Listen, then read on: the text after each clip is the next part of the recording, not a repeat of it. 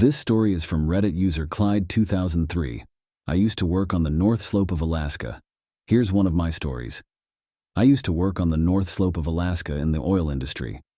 The work we were doing required us to travel far out into the Alaska Petroleum Reserve, which is basically just untamed tundra wilderness, for hundreds of miles.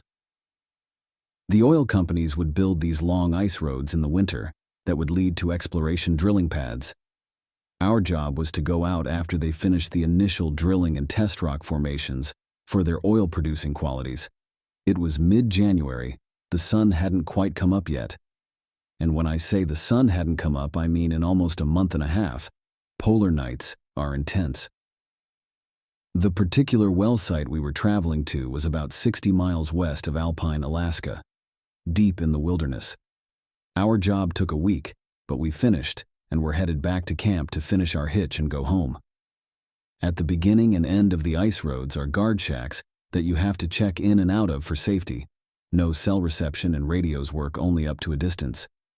If you don't check in or out in a set time, they come looking for you to ensure you're not a popsicle. It was about 4 a.m, not that it mattered in the land of endless night, and we were halfway across the ice road. Travel was slow as the speed limit on the roads is only 25 mph. When something appeared on the road in our headlights, it was a man, in jeans, sneakers, and a hoodie jacket.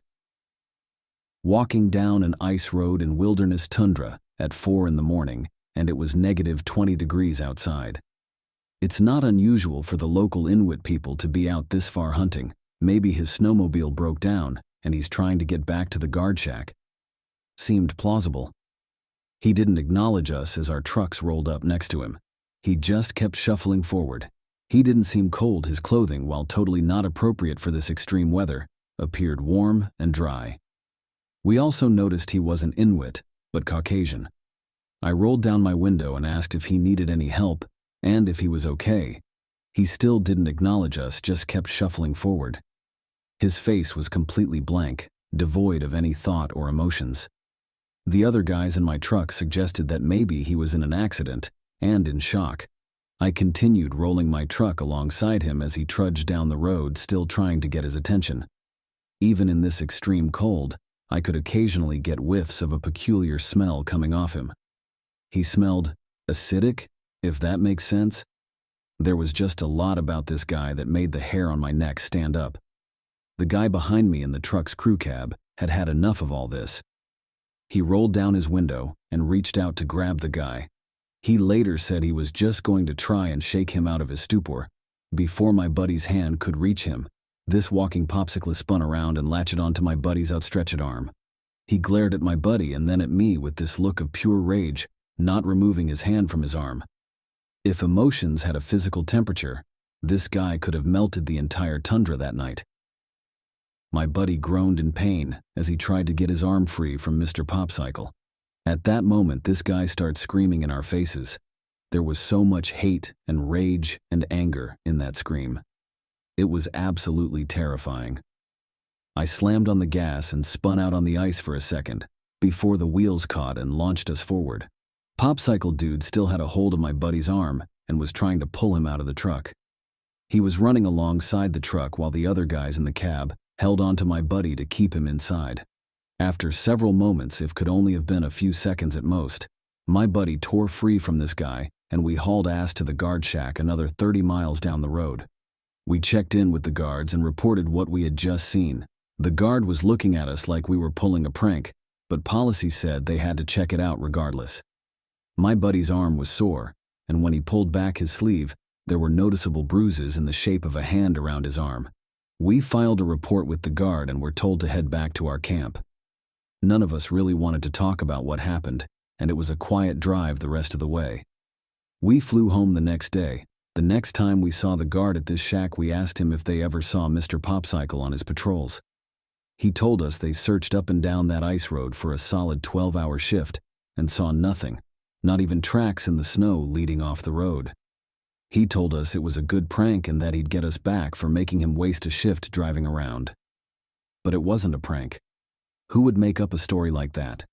And who would willingly bruise their arm for a dumb prank? We never got a satisfying answer to what happened that evening. I still wonder about that dude, if he even was a dude. The Alaskan tundra is a weird place, and that was just one of my many weird stories from my time up there. This story is from Reddit user Outworlder39, Church in the Woods. I grew up in Ohio in the 70s, and me and my childhood friend Joe were outside all the time. We could manage it. Joe lived on a farm that bordered a pretty big forest, and my parents would drop me off in the morning and we'd stay in the woods all weekend. We'd only come out for school. We loved pretending we were frontiersmen. We'd build shelters, traps, practice making fire with sticks, the whole 9 yards. When we got to be in high school, we got this notion to pull a Stand By Me. This was based on the movie of the same name that had just come out. The idea was that we'd walk the railroad tracks out in the country.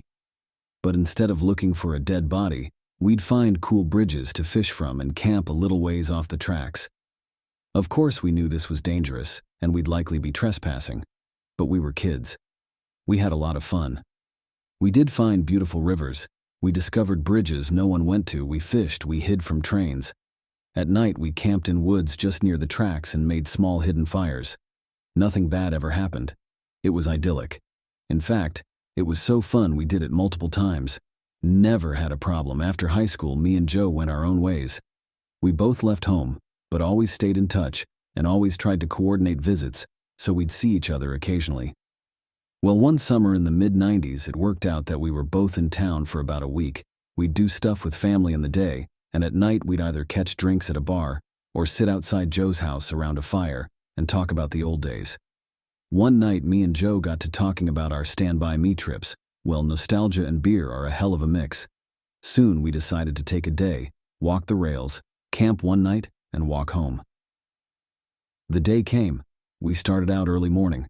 We had my wife drop us off in our old spot where we used to start, right outside our hometown. She thought this was absolutely crazy and made sure to mention it. When she pulled away, Joe suggested that instead of walking the usual route, we'd take the opposite direction, just to be adventurous. We knew the land well. We had a map, so I gave a what the hell, and off we set. The day went fine. It was fun and a little sad, but in a good way. We found a bridge and sat on the edge, smoked a joint and moved on. We had no fishing gear, but we brought some canned food and other stuff. Before night started to set in, we picked a spot to camp. It was a thick forested area, trees on every side of the train track, so you felt like you were in a tunnel. We had brought small hammocks to sleep on, but before we set them up, we decided to do a little scouting of the perimeter. Now, this is what we used to do in the old days too. We'd walk the area around a little bit to make sure some dude's house wasn't just over a hill and we were actually camping in their yard. We walked maybe 100 or so feet into the woods and up a small incline. We figured if we didn't see anything from on top of this short hill, we'd be fine. But when we got to the top, we saw an old building down at the bottom, about 100 yards into the woods. It was barely visible. We pondered over what to do. We both assumed it was a sugar shack or something, because there didn't appear to be a clear road into it. From where we were, there didn't look to be anyone in it either. All was quiet. No movement could be seen. No lights. We decided to walk a little closer just to make sure. We came down the hill very slowly, and as we neared the building, we saw it wasn't a sugar shack at all. It was an old church. It looked like it had been abandoned for years. It was a squat, sagging building whose wooden planks were almost black from years of moss and rot. A cross still stood on top of the place, also weathered black. None of the windows had glass, and there were no doors, just open doorways. We got close enough to see inside. There were rows of pews and a built-up section in front for a preacher to stand. We didn't go all the way in. We didn't want to. Beyond all that, there was no sign of anyone else, no footprints, no paths, no roads. It was an abandoned church. We left immediately and went back up the hill to our spot we had picked to camp. Having a hill between us and the church made us feel better, but we were still a little uneasy. We chalked it up to the natural creepiness, and seeing a church in the middle of the woods would elicit. Besides, at this point, it was dusk and we just decided to rig up our hammocks and go to sleep and move on at early morning. Night set in, and as we lay in our hammocks and shot the shit, we began to hear something in the direction of the church. Our conversation about it went a little like this. Do you hear that? What the fuck is that? It sounds like people singing. And it did sound just like singing. We both slid right out of our hammocks and hunkered down, straining to hear more. We listened for a minute or two, and the singing continued, but it wasn't getting louder. Finally, we decided to creep back up the hill and see if we could spy where the sound was coming from. We could still move very quietly in the woods from the old days. It was second nature to us. The moon was barely out, but it provided enough light so you wouldn't walk right into a tree. But it was near pitch black. We didn't use flashlights as we crept slowly up the hill, and we didn't talk. When we got to the top, we saw light in the distance. It was coming from the church, and the singing was coming from inside. Joe and I put our heads close together and had a hushed conversation that boiled down to, can you believe this shit? The light looked to be candlelight from the way it flickered, and though we tried, we couldn't make out what was being sung. It sounded like church music, but in another language. We sat and watched for a while, trying to see who was in there, but we only saw occasional shadows. We had no intention of getting closer either. We had about a football field length between us, and we aimed to keep it that way. The singing continued for a bit, and then it stopped. After that, a booming male voice began to chant. I was already freaked out, but this voice thoroughly scared the shit out of me. It sounded like some Old Testament preacher you see in movies, but again it was like he was speaking in a different language, because we couldn't understand a single word. Eventually, it got to where the single male voice would say something, and then a bunch of voices would answer in song. This lasted for a while, and then they all broke into this long, sustained wail that just kept getting louder.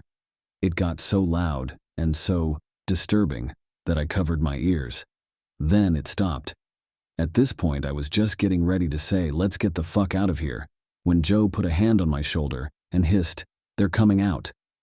We were far enough away that we couldn't make them out really well, but what we could see was a line of figures walk out the open doorway, all holding hands in single file. We could see some of them had flashlights. They began to sing again, and the light from the flashlights began to move toward us in the hill. We booked it, backed down to our campsite, grabbed our shit, and ran to the tracks. Once there, we ran down the tracks in the direction we had come from. After a few minutes, we stopped and looked back. We saw lights coming down the hill. They were moving erratically, like whoever was holding them was shaking them. We continued to run in spurts and walk as fast as we could. We eventually stopped seeing the lights and came to a road. By our map, we knew a small town was about 15 minutes down it, and we walked there, got to a 24-hour gas station, and called my wife to come get us. My wife and other friends all just thought it was kids messing around, but I heard those voices, and they sure as hell didn't sound like kids to me. Not sure who those people were, but it was definitely the creepiest thing that happened to me out in the woods. This story is from Reddit user Leaky Rivet. I saw the past at work. I work at an oil refinery/chemical plant in the southern U.S. I will not give the company name for obvious reasons. I work primarily around the rail yard, but we do handle business throughout the whole eastern portion of the plant. About a month ago, will not give exact date as you would be able to find my place of work. I had completed my work for the night and had taken the company truck to a part of the refinery that I was more likely to go unnoticed by my supervisor, should they be driving around. This has been my go-to spot to hide from the boss and sleep away the remainder of my shift for the past 2 years or so. I have worked here. This part of the refinery where there had been a relatively localized explosion that tragically took the life of a woman that had been employed directly by the owners of the refinery for about 5 years. She was attempting to fire up burners to restore power to the refinery during an emergency power outage. This took place exactly 10 years before, on the same day and right around the same time in the morning. The area of the plant where this happened is still taped off and shut down to this day. On this night, while sitting in the truck, it had begun to rain very heavily.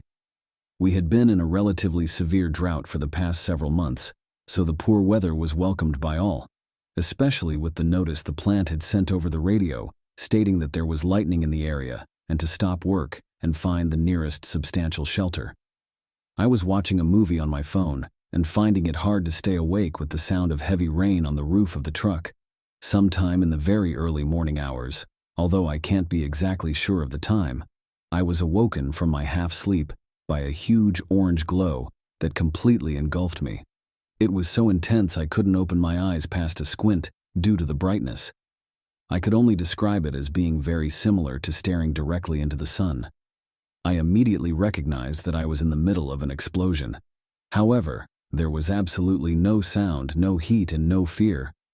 For a moment, I questioned if I was still alive, but as the orange glow died down, I saw a woman, completely engulfed in flames, running for about 5 or 6 steps before falling to the ground. Since that day 10 years ago, there have been a number of pipes installed that run horizontally just above the ground in front of the furnace and meant to bypass it. She ran straight through them. She ran straight through them like they weren't even there. Then, just as soon as I saw it, it was all gone. The fire was gone. She was gone. The whole space was just as empty as before, and I was back to sitting alone in a truck, listening to the rain. I obviously couldn't believe what I had just seen. I, like everyone else at the plant, was familiar with what had happened on that day, and I knew exactly what I had just witnessed. I just couldn't wrap my head around how I had witnessed an event that had happened a full decade in the past. I drove back to our shop where I promptly clocked out and went out to my personal truck. I sat there for at least half an hour trying to come to terms with what I had just witnessed. After the initial shock wore off, I felt very indifferent about it. It didn't freak me out or anything. What I saw was just very matter-of-fact to me. Even still, though, I kept the story to myself because I figured there was very little benefit to telling anyone. An event like this is obviously hard to forget, especially in the only 3 or so weeks since it happened. But I have tried not to dwell on it too much because I know I will drive myself crazy trying to comprehend exactly why I was somehow able to witness such a well-known and tragic event from 10 years in the past. Then, last night, it happened again. We have a very small loading rack that sits in the back of the rail yard and hasn't been manned or used in years. Last night, the weather was very foggy, to the point you could only see lights from the refinery for about 100 yards, and could only see objects for maybe 25 yards. I was driving the work truck down to a storage tank we have and talking on the phone to my wife about the trip she had taken to visit her mom in the next state over. As I turned the corner near the rack, my phone dropped the call. I didn't think too much of it because service can be spotty in parts of the refinery, although this area usually has a pretty strong signal. Nevertheless, I figured I would just call her back after I had arrived at my destination. I happened to look to my left to glance at the rack. I never had the opportunity to use it, and it had different equipment than I am used to using too. I often look at it when I pass in an attempt to picture how all of it worked. It sits about 30 feet from the road, so it's close enough I was able to still make out details pretty well. As I looked over, I saw 2 men up there. They were wearing the old company uniform and seemed to be hooking up a large white rail car. These white cars are uncommon in our yard, but not unheard of. However, if we had one staged in this area, there is absolutely no way I would not know about it, nor is there any way I would not have seen it any of the other 10 or so times I had passed that area during the day. I could make out their faces well enough to know that neither of the men were anyone that currently works here. I also noticed the rack didn't look nearly as rusty and neglected as it usually does. It still had paint on it and didn't look overgrown or abandoned at all. That being said, everything was a little blurry. Like instead of being in the fog, it was more like they were the fog. Like they were part of it, then as I reached the next turn, they were gone. The people were gone, the large white car was gone, and the rack was back to its rusty normal self. Interestingly, the fog started clearing very shortly after this, although I can't say they were really connected. Once again, this took a minute to process, but I was not freaked out at all. I actually just thought it was really cool that I got to witness this time slip 2 times now. I asked a coworker that has been here nearly as long as I have been alive when the uniforms changed, and he said it was sometime during 2015. I don't know if I also saw them 10 years in the past, or if it was a different, more random amount of time. Our company has been here since the 60s, so there is really no telling. Both events seem to move slower than normal time.